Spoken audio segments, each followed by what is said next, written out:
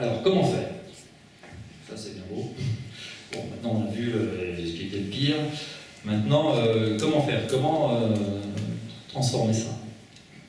Alors, je dirais que pour ma part, la guérison, parce que là, vous avez compris, on parle de la guérison au sens très large du terme.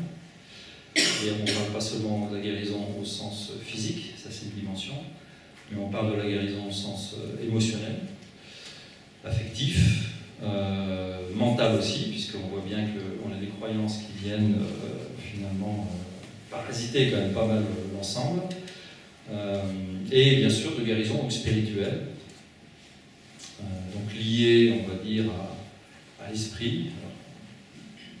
Ça peut tout et rien dire, l'esprit. Donc mon propos ne va pas être de faire une définition de l'esprit, parce que ça, ce serait manquer d'esprit. Mais voilà, cette notion de, finalement pour moi, l'esprit, on pourrait dire, c'est de supposer ou d'admettre, de m'ouvrir à la possibilité qu'il y a plus grand que moi. Et que ce plus grand que moi, je peux échanger avec, d'une manière ou d'une autre. Ce serait une définition, voilà, c'est ce qui me vient là maintenant, une définition assez simple et spirituelle.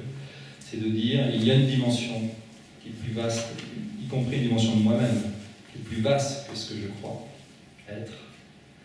Je laisse la possibilité à cette dimension,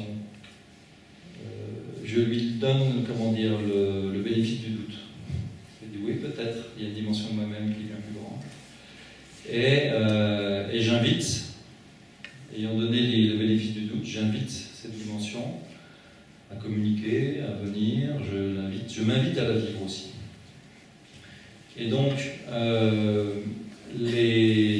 donc pour revenir à l'idée que j'exprime au début, pour moi la santé, c'est une sorte d'alignement de ces différents étages qui suppose de prendre finalement au contre-pied les trois grands types de croyances négatives que j'ai pu évoquer tout à l'heure. C'est-à-dire, si je prends un contre-pied, je ne suis pas seul.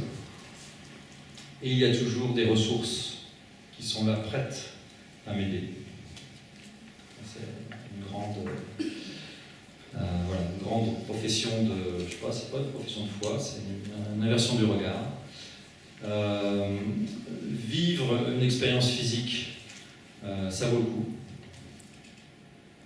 Même si elle n'est pas facile, certes. Mais c'est pareil, je donne le bénéfice du doute au corps. Je suppose que le corps a une intelligence, que le corps peut m'apprendre quelque chose. Et j'accepte, je ne dis pas que c'est facile, j'accepte de vivre entièrement ma condition là, d'être fini, limité. Et enfin, la troisième, si je la prends à contre-pied, c'est j'ai une contribution unique à apporter. Il n'y a que moi qui peut l'apporter. Et évidemment, les trois vont fonctionner en même temps. C'est-à-dire que pour pouvoir oser mes talents, eh bien, je vais accepter de recevoir, j'appelle ça la lumière, ou quoi qu'on l'appelle, la conscience. Je vais accepter de recevoir l'inspiration, je vais accepter de recevoir une énergie spirituelle.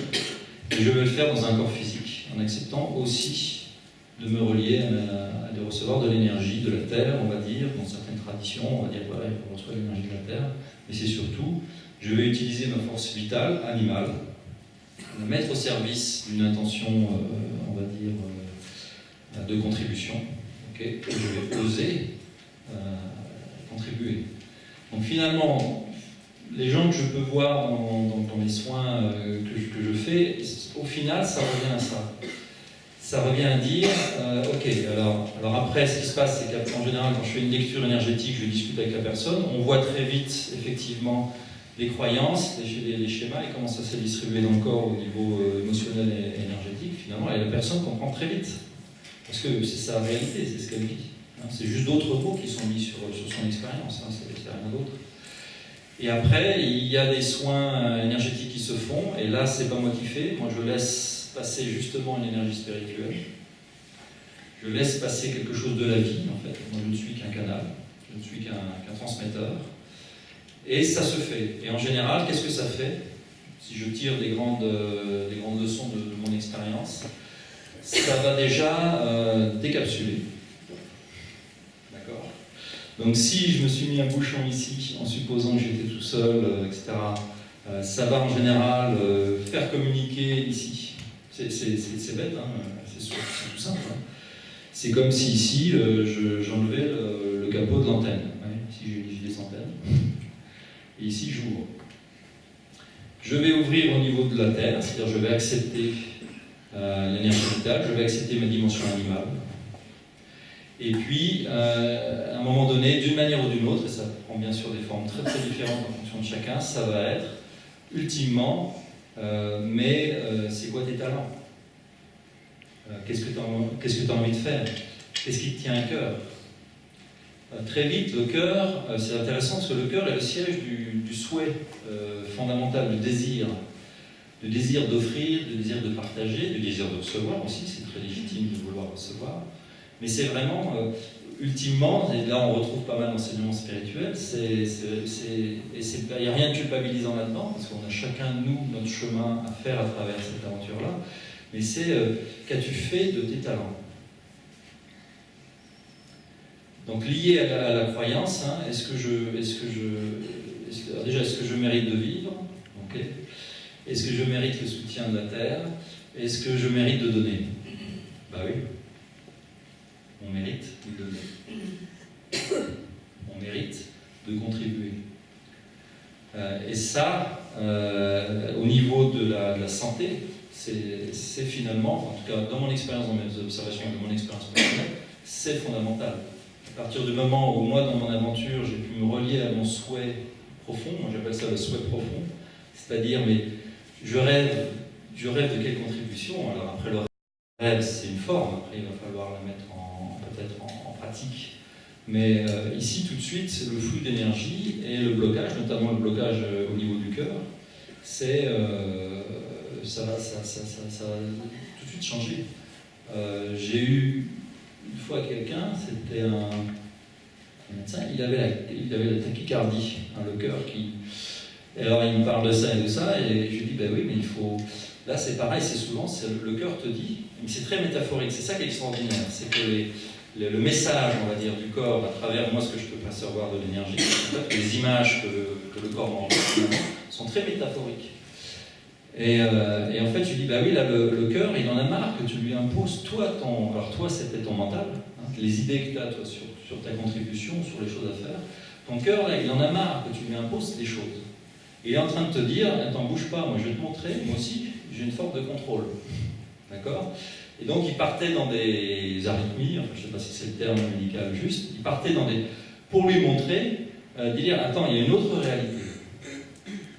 D'accord? Et elle est aussi importante, la preuve. Si je veux, je peux perturber aussi, moi. C'est comme si le cœur disait à la tête, attends, bouge pas, il n'y a pas que toi qui peut gêner, hein, moi, bouge pas, je vais te montrer. D'accord? Alors je dis ça paraît un petit peu, comment dire, peut-être un peu trop simple, mais quand j'ai dit ça à cette personne-là, ah ouais, tout de suite, et cette prise de conscience, elle participe à cet alignement. C'est-à-dire que d'un seul coup, la tête comprend quelque chose. Elle dit, ah oui.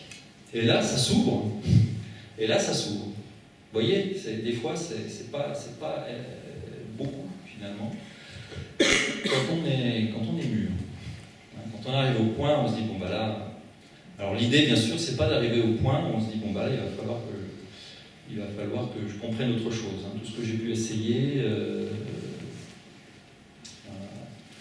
Donc voilà, un petit peu une vision que j'ai pu développer de ce système, qui est un système qui finalement veut vivre entièrement.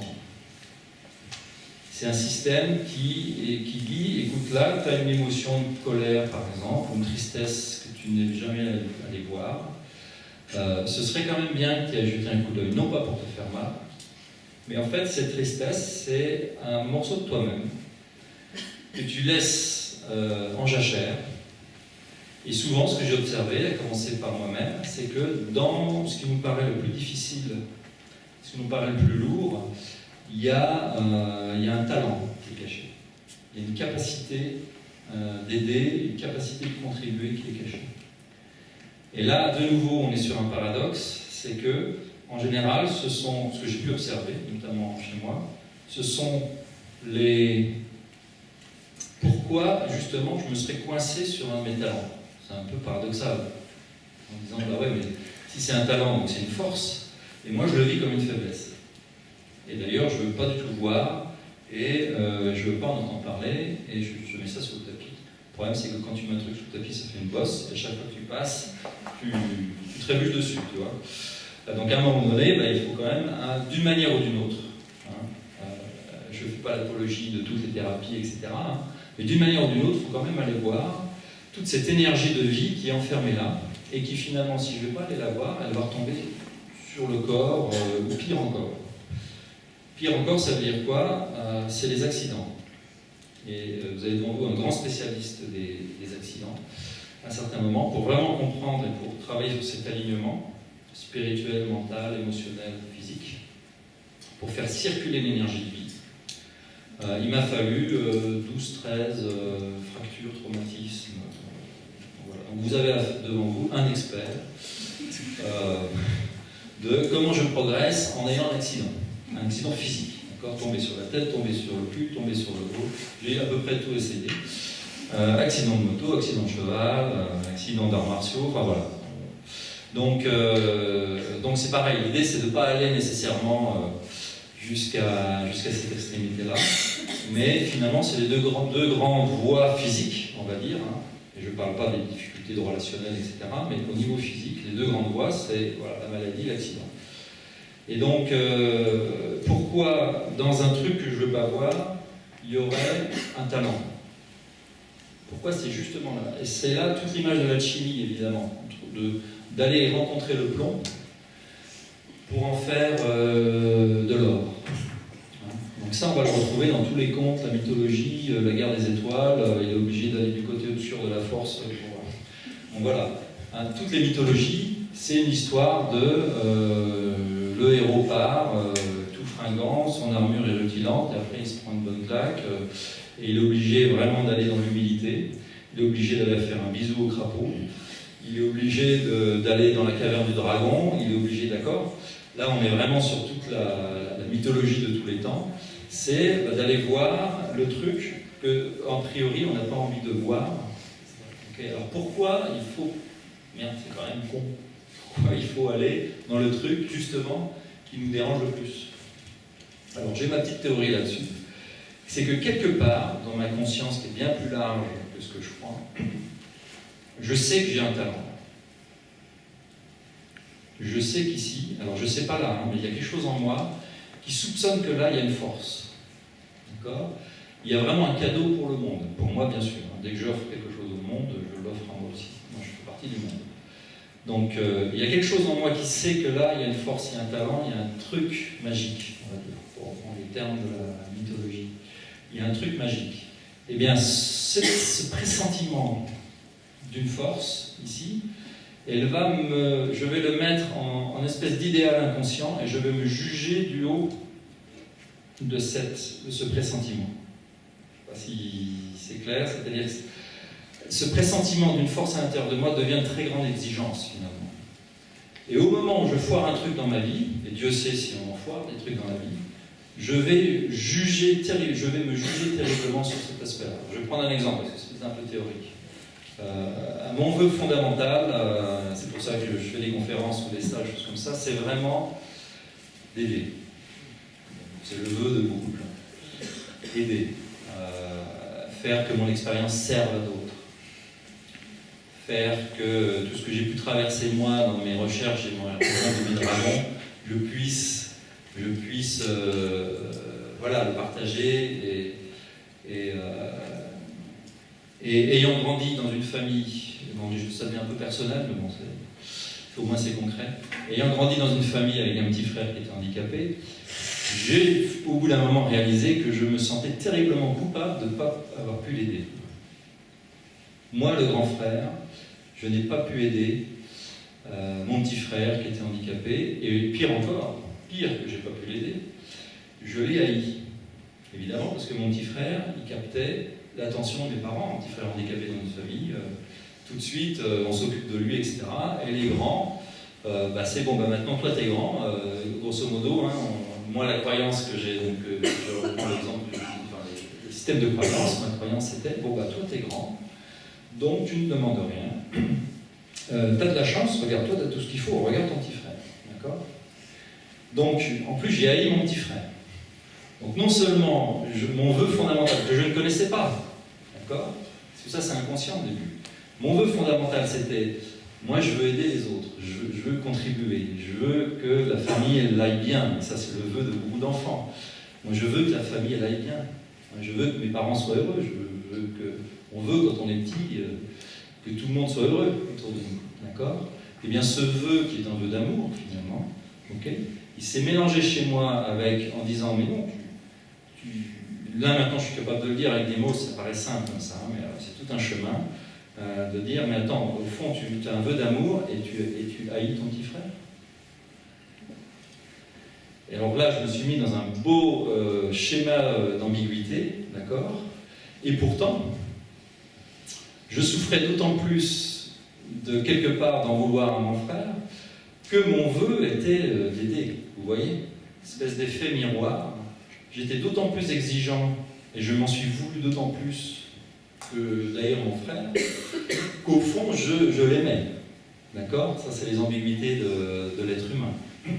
Et donc, ma culpabilité profonde de ne pas avoir été d'avoir été un mauvais grand frère, qu'après j'ai remis évidemment, après je suis un mauvais collègue, je suis un mauvais homme, après on le remet dans un tas de trucs. Bon ça va, j'ai plutôt été un bon mari. Mais donc cette culpabilité, en fait, elle cachait quoi? Elle cachait le vœu d'aider. Ça va l'exemple? Ok. C'est parce que je souhaitais aider que je me jugeais aussi terriblement. Et j'en souffrais énormément. Tant que je n'ai pas été voir ça, donc finalement, c'est en allant voir ma culpabilité, c'est en allant voir ce sentiment de jamais être à la hauteur, c'est en allant voir ce sentiment qu'il faut toujours faire quelque chose. Hein, la vie, moi ma vision de la vie c'était, il faut toujours faire quelque chose. Parce que quoi? Parce que tu es insuffisant. Pourquoi tu es insuffisant? Parce que regarde, tu n'as même pas pu être un bon grand frère. D'accord? Donc tout un système de croyances, voilà, vous voyez, qui se distribue comme ça après dans plein de zones de la vie.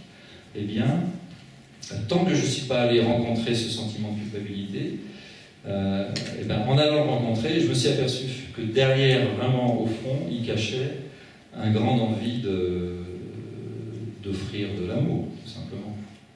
Ok?